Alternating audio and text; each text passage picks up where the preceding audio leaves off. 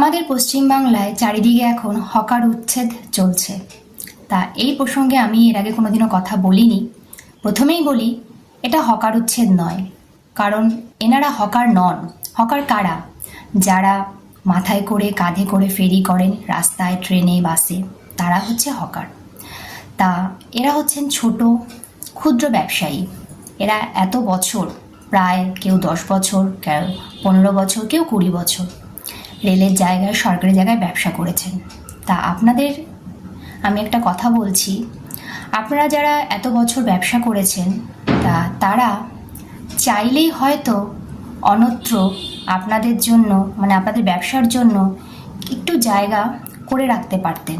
হয়তো কেউ করেও রেখেছেন, তাদের হয়তো এখন অতটা সমস্যা হচ্ছে না যারা করে রেখেছেন। তা আপনারা জানতেন এটা রেলের জায়গা, সরকারি জায়গা।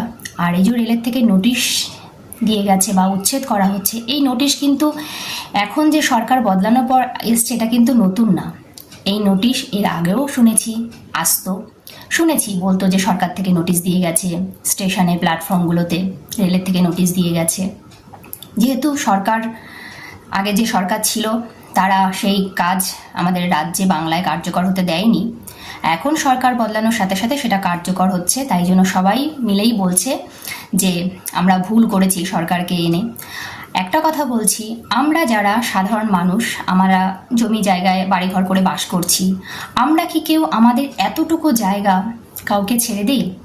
খুব ভালো সম্পর্ক পাশের প্রতিবেশীর সাথে, তাকেও কি আমরা এতটুকু জায়গা ছাড়ি? পাঁচিল দিয়ে ঘিরে রাখি আমাদের জায়গাটুকুই। তাহলে সরকার কেন তাদের জায়গাটা অন্যদেরকে ছেড়ে দেবে?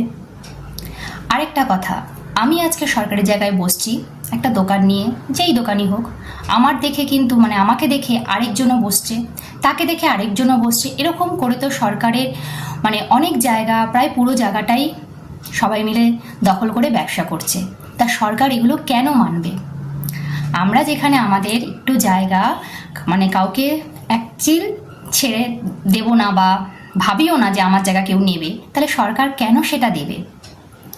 আপনারা যারা এত বছর ব্যবসা করেছেন, আপনারা চাইলে একটু জায়গা অন্যত্র করে রাখলে আপনারা আজকে যেই সমস্যার সম্মুখীন হচ্ছেন হয়তো সেটা হতেন না।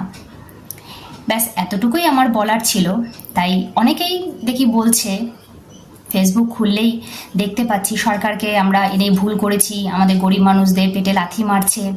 আরেকটা কথা বলি, আমার পাশে নিজেই আমি শুনেছি যারা এই যে রেলের জায়গায় যারা ব্যবসা করতেন, তাদের মধ্যেই একজন বলছেন তারা ভালোভাবেই তাদের দিন চলতো, তাদেরকেও নোটিশ দিয়ে গেছে, সেই প্রসঙ্গে সেই কথাটা বলেছেন।